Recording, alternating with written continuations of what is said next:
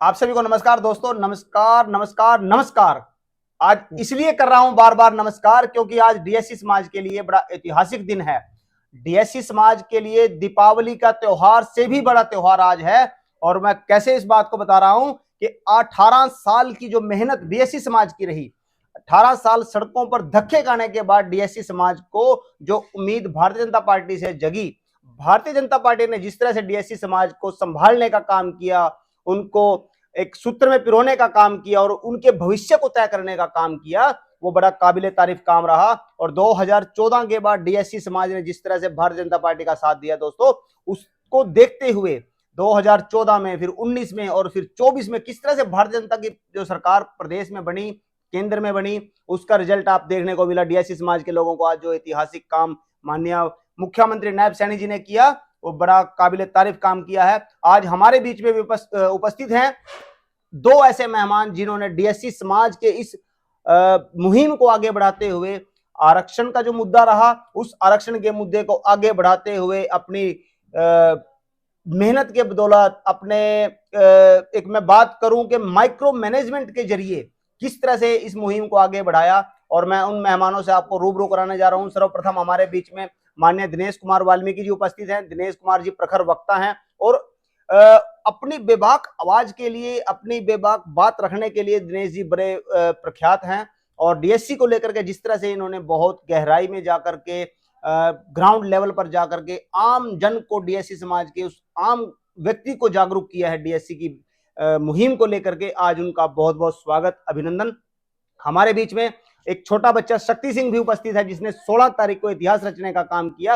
गांव समोरा से जो जन आशीर्वाद रैली मुख्यमंत्री जी की इंद्री थी, उसमें ये 9.5 किलोमीटर तक शक्ति सिंह पैदल चला और पैदल चलकर इन्होंने अपनी गुल्लक तोड़कर जो चांदी का पेन लिया था वो मुख्यमंत्री जी को मंच पर दिया था। और उस पेन को देते हुए शक्ति सिंह ने यह कहा था कि माननीय मुख्यमंत्री जी, हम अपनी गुल्लक तोड़ के मैं पेन लेके आया हूं और इससे हमारा भविष्य लिख दो। और निसंदेह आज मुख्यमंत्री जी ने भविष्य लिखने का काम डीएससी समाज का किया है।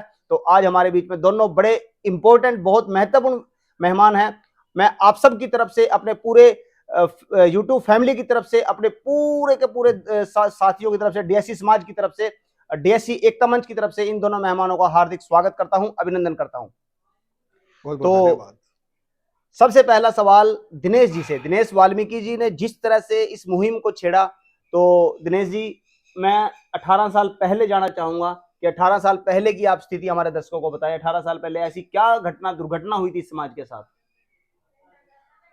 सबसे पहले तो भाई का बहुत बहुत धन्यवाद। मेरे पास शब्द नहीं है आज, आप समझे मेरी भावना को।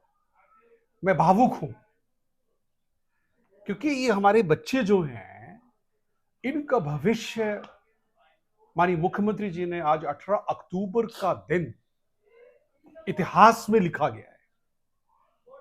और मुझे ये कहने में कोई आपत्ति नहीं है, भाजपा जो कहती है वो करती है। माननीय मुख्यमंत्री जी ने वादा किया और उस वादे के ऊपर कल आपने देखा कैबिनेट की ओथ सेरेमनी हुई जी। और आज 11, कल ही शाम को 5 बजे एक नोटिस जारी हुआ कि मंत्रिपरिषद की जो बैठक है पहली, वो 11 बजे सेक्रेटरिएट में होगी। सेक्रेटरिएट में ये बैठक हुई और सेक्रेटरिएट में बैठक होते ही माननीय मुख्यमंत्री जी को तमाम जो डीएससी समाज है, जो अनुसूचित जाति हरियाणा में है, उनका सबसे बड़ा तबका डिप्राइव्ड शेड्यूल कास्ट है।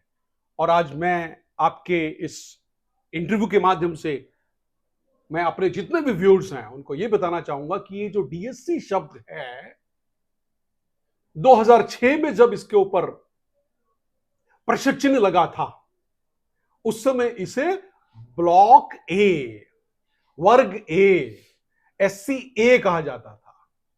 ये SC A आप जाने कि ये डीएससी में कन्वर्ट हो गया। ये केवल और केवल हमारे प्रदेश के 9.5 साल राज किए इस प्रदेश को एक नए आयाम में साधने का काम माननीय मनोहर लाल जी ने किया। ये माननीय मनोहर लाल जी की देन है, ये माननीय मनोहर लाल जी की खोज है। ये जो शब्द है डीएससी, अनुसूचित जातियों में भी एक वर्ग है जो वंचित रह गया है। ये शब्द भी माननीय मनोहर लाल जी ने दिया। मैं माननीय मनोहर लाल जी का तहे दिल से शुक्रिया करता हूं, शुक्रगुजार हूं, बहुत धन्यवादी हूं। और उसके बाद जो कमांड अब माननीय नायब सिंह सैनी जी के पास आई, उन्होंने कोड ऑफ कंडक्ट लग गया। बहुत मेरे साथियों ने, जिनको जानकारियों का अभाव है, उन्होंने कल भी मुझे बहुत प्रश्न किए।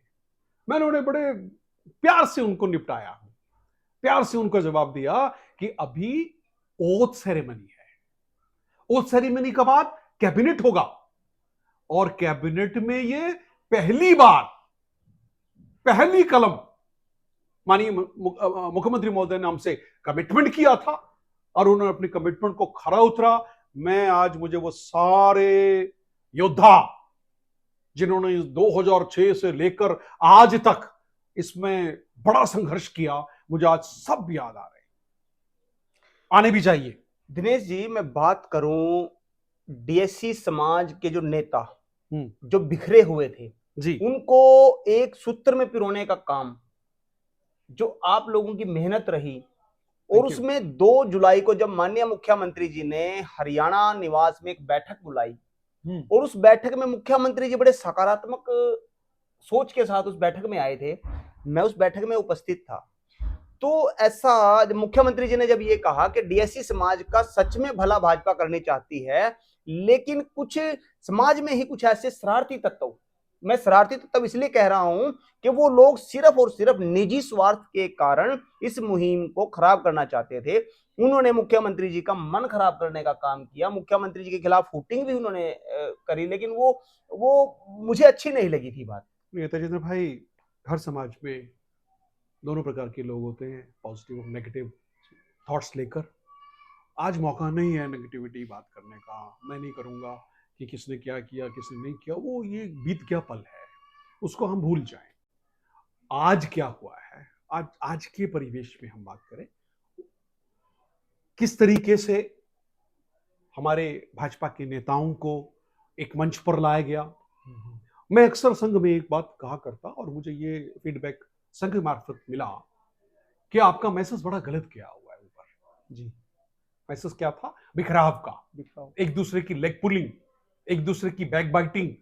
हमारे, आपने देखा होगा तेजेंद्र जी, हम लोग बड़ा खुशी मनाते हैं एक दूसरे की बुराई करके। जी, खासकर मैं पर्टिकुलर इसलिए कि I belong to the Valmiki community, यहाँ भी है और मुझे लगता है मैं दूसरे समाज में विचरण करता हूं, वहां भी ऐसा ही है, होता है। बिच्छू का काम डंक मारना है और साधु का काम पुचकारना है। बिच्छू अपना काम नहीं छोड़ रहा तो साधु कैसे अपना काम छोड़ दे?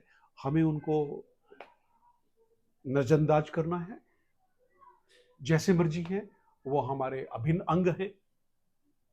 उनको पॉजिटिव मैसेज मैं जरूर उनको आज ये कहना चाहूंगा, कोई भी काम हो, जब आप उसको बड़ी जिंदादिली से, बड़ी ईमानदारी से और बड़ी शिद्दत से जब आप कोई भी काम करो, आप जीवन में, परिवार में, कहीं भी आप कोई काम करो, आप देखेंगे जितनी ईमानदारी से वो काम करेंगे वो उतना सफल होता है।